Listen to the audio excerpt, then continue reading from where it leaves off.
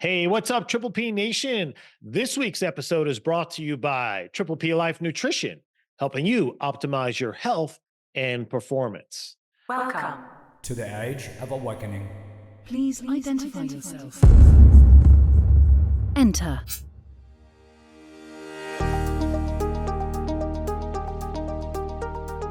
Hey, Triple P Nation, welcome back to the podcast. As I always say, this week, like every week, we're going to explore the tools, tactics, and strategies to help you achieve personal and business mastery. Thanks, guys, for joining me. I'm your host, Dr. Jay LaGuardia. So grateful to be behind this mic and to be able to have a conversation with you each and every week. I am very blessed that you choose to join me. It is what I love to do, and it's a part of my mission, which is about inspiring people just like you, millions of people all around the world to live happier, healthy, and more prosperous lives. That's my personal mission. The mission of this podcast is helping entrepreneurs and professionals learn and grow in the four key areas of life: mentally, physically, spiritually, and financially. And this week, we're going to be talking about your fitness, particularly your nutrition and your diet. We've been talking a lot about business and finance. We've been talking about mindset strategies the last, really since the beginning of the year. And I said, you know what, it's time to get into some recent research that I've been brought to my attention as it relates to foods that are contributing to us being overweight, being unhealthy, reducing our quality of life, and reducing our quantity of life. So I'm going to talk about that here today. Rather short episode, but it's power packed with a lot of great information that's going to help you improve and get to the fitness goals that you have. So now, as I always do before we start, if you haven't done so recently, please hit your like button. Make sure you subscribe and follow the podcast. Comment about the content that we are delivering. You like it? You don't like it? What would you like to hear? drjay at triplelife.com, drjay at triplelife.com, or across LinkedIn, Facebook, Instagram at Dr. J. LaGuardia. Okay, it's time for the success snack portion of our episode. And it's really a simple one this week. Here's the message. Guys, you have the power. You got the power. That's right.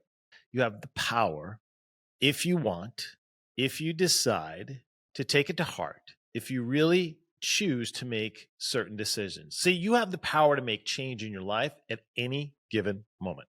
Right now, you can make a decision that will change your life forever. You've already done that many times in your life if you just look back. The reason I want to remind you this, because is for me, it's incredibly empowering to know at any moment you can make a decision that will change the course of your life, the life of people around you, and perhaps change the course of the world. Think about that. So you can make a decision to start taking action. You can make a decision to change your thoughts. You can make a decision to leave old limiting beliefs behind. You can take a decision to no longer tolerate the things that no longer serve you or the people who no longer serve you. You can make a decision to change your network. You can make a decision to change your financial investments. You can make a decision to choose to be abundant, healthy, and wealthy. At any given time, you have the ability to create these and many other things in your life. You can create the change that you want as long as you can see it in your mind first. You can change your business, you can change your relationships, and it goes on and on and on. So I'm going to ask you the question here right now. What decision do you need to make today or right now that will change the course of your life? Don't overthink it. What was the first thing that popped in your head? Write that down. Write that down. That is where you need to take action. That's that voice within you that's calling you to shift and make a change in your life. Let me know what it is. Let me know how we can help you and support you in that decision. More importantly, share with me your results. Can't wait to hear about it. Okay. So this week, I want to talk to you about some foods that are contributing, that are making us sick.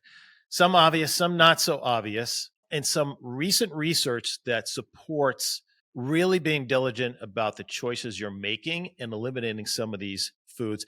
Also going to deal with some of the mythology about some foods that you consume each and every day that actually may be good for you and you think that are not so good for you. Okay, the first thing that I want to address here today is MSG. We've all heard of MSG, right? The joke is, I was watching Seinfeld the other night. They want more MSG in their Chinese food. Now, obviously, that was about 25 years ago, but our knowledge of science, food additives, and its impact on health have really expanded since then. So we might want to rethink that, Jason Alexander. But here's what we found is that recently the Washington Post published a puff piece about the benefits of MSG, claiming that really we have nothing to fear about from the artificial flavoring. The author, Aaron Hutchinson, marginalizes headaches and allergic reactions as just minor symptoms and a few hypersensitivities that people may experience. I don't know about you, but I choose not to have those experiences. So, quote, he says, in addition to soup and eggs, MSG can be added to salad dressings, bread, tomato sauce, meats, popcorn, an absolutely filthy martini. You can name it. Whatever it might be, MSG is almost found in virtually everything that we consume to, quote unquote, make it taste better. Now, he makes no mention of the real problem with MSG, which is weight gain. Now, here we are. It's springtime. Many of us are starting to turn our attention to getting outside, enjoying the things that we're doing, engaging in those outdoor activities, those spring and summer activities, whether you're a weekend warrior, a gardener, or a bike, whatever it might be, right? We want to get out there. We want to feel good. We want to look good. Of course, it's coming beach season too, right? We want to look good when we get out on the beach. But there's this thing that is, plagues us all, especially as we get older, and it's weight gain. And so many of us are struggling. The obesity rate's highest that it's ever been in history in humankind, and particularly in young people. That is not an accident. And many times it's not so much because you don't have the discipline to, restrict your calories or to make better choices. A lot of it is you don't even know the stuff that you're eating and consuming each and every day. Physiologically, neurochemically is changing your brain, which is causing weight gain. So the issue here, and one of the issues with MSG, is it causes weight gain. So if you search MSG-induced obesity at PubMed, you're going to come up with almost 100 citations. 100, guys. It's hard to get research animals to overeat and become obese. So in order to study obesity, scientists fed the rats, mice, and hamsters MSG to make them eat more and put on weight. Most of the citations are animal studies and not human trials. And the food industry has argued that the amount of MSG given to animals is way more as a function of body weight than humans would ever eat.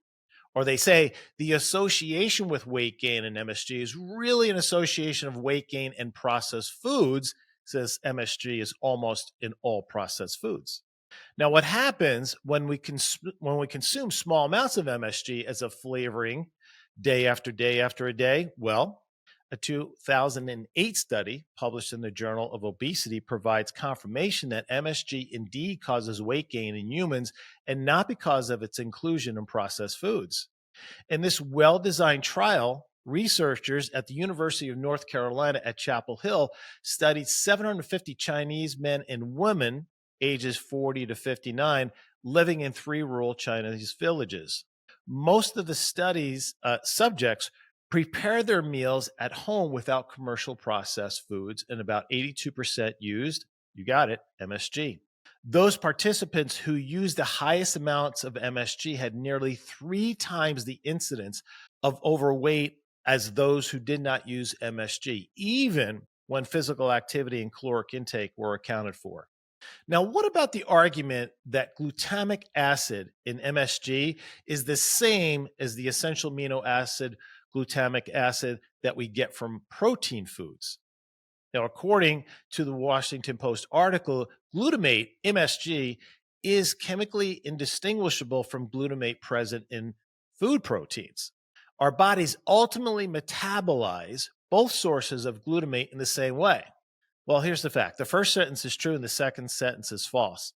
The glutamic acid in foods like meat is attached to various peptides and other compounds that release it when required and prevent it from overstimulating the nervous and endocrine systems.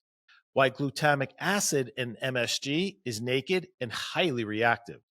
Americans consume about 1 million pounds of MSG in 1950, but today, guys, the number is 300 million pounds.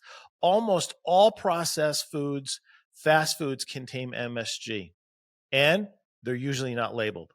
And the food industry certainly knows that the additive they use to make their food taste good is a major cause of current obesity epidemic, metabolic disease, and all the associated disease like cardiovascular disease, chronic inflammatory disease, and cancer is associated with it.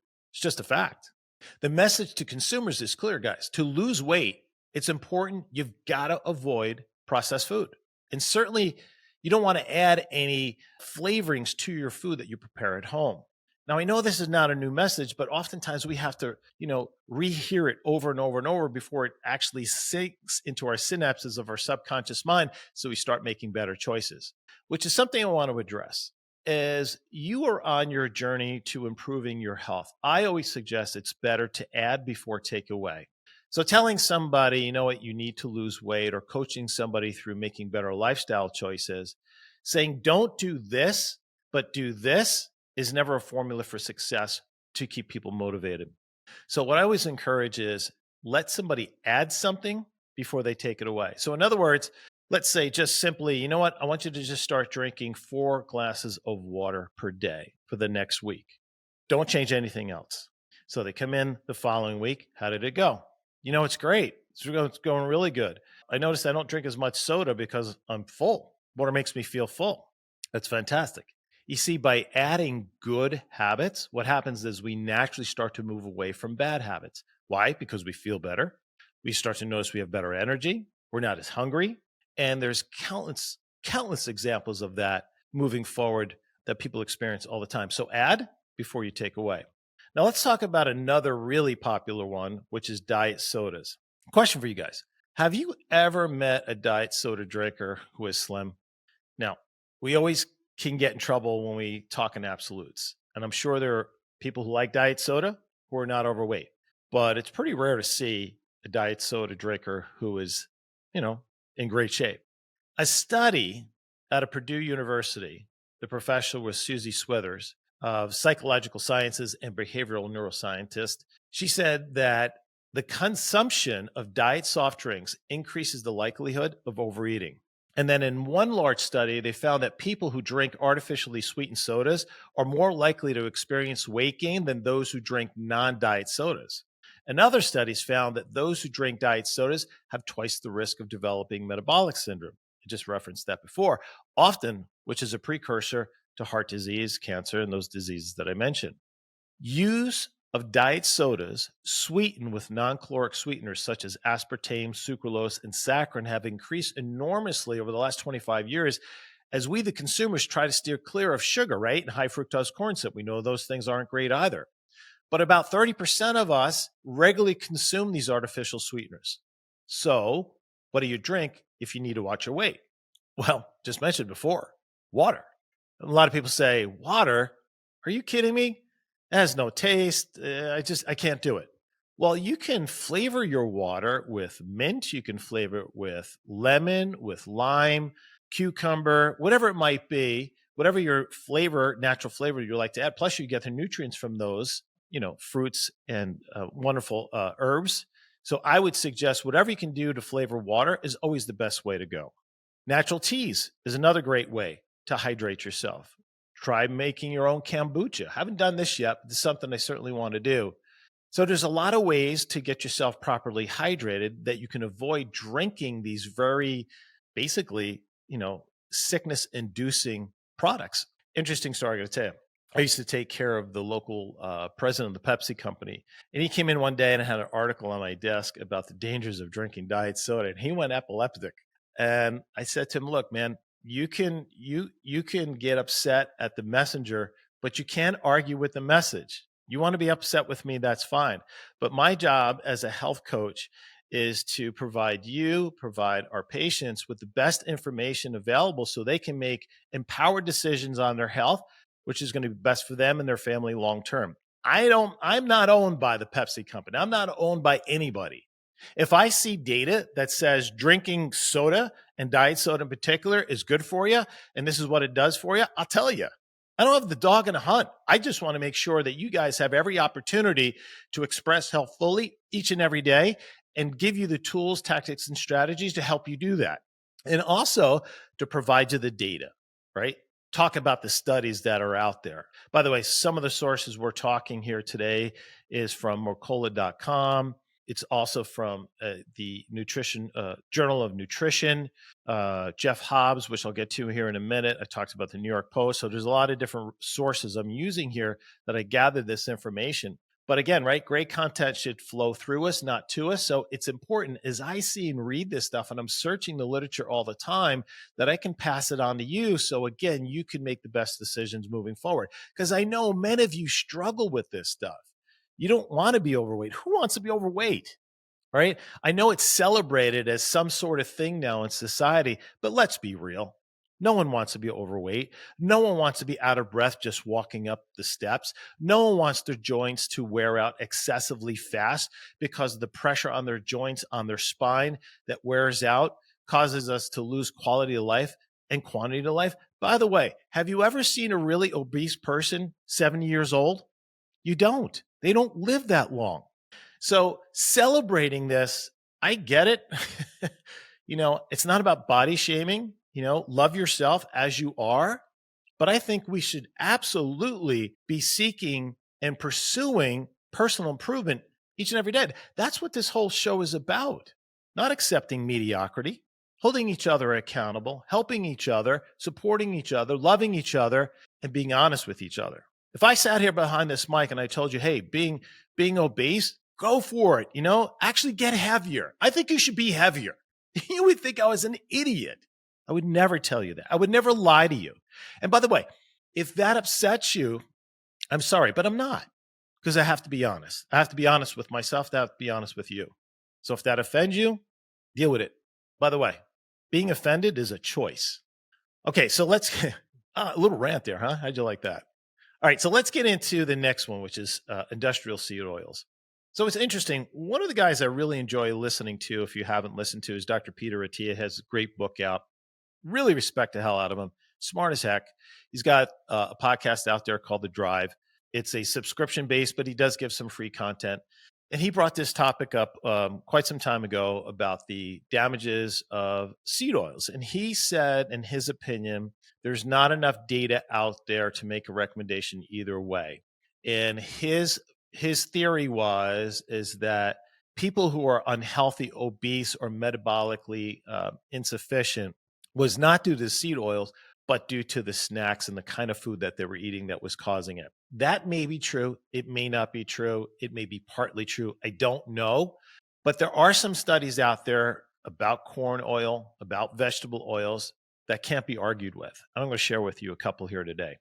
So when it does come to, maintaining a healthy weight or losing weight, not all fats, guys, are the same. So many studies have shown that saturated animal fats are far less likely to cause weight gain than polyunsaturated vegetable oils, particularly natural. What I mean is, grass-fed, range-free. It's not processed in a plant, so it's natural. They eat the grass, they eat the ground, the dirt, they eat the bugs, whatever they eat, right? Produces a lot of healthy fat that's good for our consumption. Now, there's one study that found that mice fed excessive corn oil had increased caloric intake and, of course, obesity. In another, rats were divided into different groups receiving diets with identical portions of calories from fats, proteins, and carbohydrates. So essentially, their macros are the same. Now, the rats in the group receiving fat from safflower oil had a 12.3 increase in total body weight compared to the rats eating traditional fats. Weight gain was lower in the rats fed a higher proportion of saturated fats. For the average human, a 12.3 increase in total body weight translates to, guys, 23 pounds. So it's not an insignificant amount. Vegetable oils that have been heated are even more obesogenic. In a randomized trial on rabbits, 3 groups of rabbits were given access to identical foods with only one difference. The first group of rabbits were fed unheated vegetable oil. The second was fed heated once vegetable oil. And the third group was fed vegetable oil that had been heated repeatedly, as in, that's right, deep fryers in your fast food stores. Okay. So everything else about their diets was kept the same. The surprising outcome was that compared to the group of rabbits eating unheated oil, The group eating single heated oil gained 6% more weight, and the group eating repeatedly heated oil, get this, guys, 45% more weight gain, even though the rabbits eating heated oil actually consumed a slightly lower level of calories. It seems that foods fried in vegetable oils are dieters and anybody who's into health, your absolute worst enemy. So why would polyunsaturated vegetable oils cause weight gain? Well, it's explained by Jeff Hobbs here. And he says, quote, when we eat a high diet of polyunsaturated fats, omega-6s and 9s, and or linoleic acid, over time, this leads to mitochondrial dysfunction, primarily with our electron transport chain, or ETC. And the ETC is a very important process that creates ATP, or energy. If these processes become dysfunctional, guys, this is really bad, because what happens then is we can't effectively or properly burn fat as fuel. He goes on to say another thing that we start to see is reduced fatty acid beta oxidation, which also means that we become less efficient at using fat as fuel. And as a result, we begin to prioritize carbohydrates as fuel. We're consuming high amounts of vegetable oils, we become less efficient at using fat as energy, while also making our fat cells bigger and grow in size, which of course is not anything we want to do. And this could be a huge reason why we're gaining weight the way we are, why we're becoming so obese, and why it's become so difficult for us to lose weight, unquote. I threw a couple comments in there. But you get what I'm saying here. This processed chemical stuff, this seed oils, right, this MSG is pretty bad stuff. The point being is that you've got to pay attention to your food labels. So the basic rule of thumb is if you can't understand what's in your food, you shouldn't eat it because it's not food. In other words, if it has this long, complex name that you can't even pronounce, it's not food. It's crap. So obviously, whole food's best. Grow and raise your own food. That's not always possible for a lot of people, but we're getting in the spring season. Think about starting your own garden. We did that last year. It was fun. It was fun harvesting, eating fresh food out of our own garden. I think you really enjoy the fruits of your labor if you start your own garden. I want to talk about another thing that has gotten a bad rap, especially when about 25 years ago, it was like you needed to stay away from this, like it was like Satan, and that's butter and lard. So really interesting, right? Dieters are often reluctant to embrace any kind of saturated animal fats. And that's still kind of a mythology here today, believing the propaganda that butter and lard is going to make you fat. But the science suggests, guys, otherwise. For example, I want to share with you a study by Temple University School of Medicine. It provides welcome vindication for Atkins, remember the Atkins diet, and other practitioners who insisted that the best way to lose weight is eat a lot of fat and animal fat. Now, the study took place in a clinical research center where every calorie eaten was measured. After a week of typically eating, 10 obese patients with type 2 diabetes followed a diet that limited carbohydrates to 20 grams per day, which is really small, but allowed unlimited amount of protein and fat. With carbs out of the diet, the patients spontaneously reduced their daily energy consumption by 1,000 calories a day. That's a lot. Quote, when carbohydrates were restricted, said lead researcher Gunther Bowden, MD, quote, the subjects spontaneously reduced their caloric intake to a level appropriate for their height, did not compensate by eating more protein or fat, and they lost weight. We concluded that excessive overeating had been fueled by, you got it, carbohydrates, unquote. In addition to calorie reduction and weight loss, subjects experienced markedly improved glucose levels and insulin sensitivity, as well as lower triglycerides and cholesterol. The interesting thing about this study was that the subjects did not consciously try to restrict calories or lose weight, showing that restricted carbs and increasing fat in their diet works better than willpower alone. So the gist of it is this. The more processed food, the sicker you are. The more processed food, the heavier you're going to be. The more processed food, the greater risk of chronic disease. The more processed food, the greater chance of diabetes, heart disease, and cancer. So if we know that, we've got to make, I said it in our success snack here today, make a decision at this moment right now to start reducing your intake of processed food. And I talked about the add factor first. Maybe just start, making more food at home. So you have leftovers of good food. So you're not inclined to rush out, call DoorDash or any of those delivery services to bring you a pizza or Taco Bell, whatever it might be. Do you know, I've never used DoorDash in my life. Obviously, I know what it is.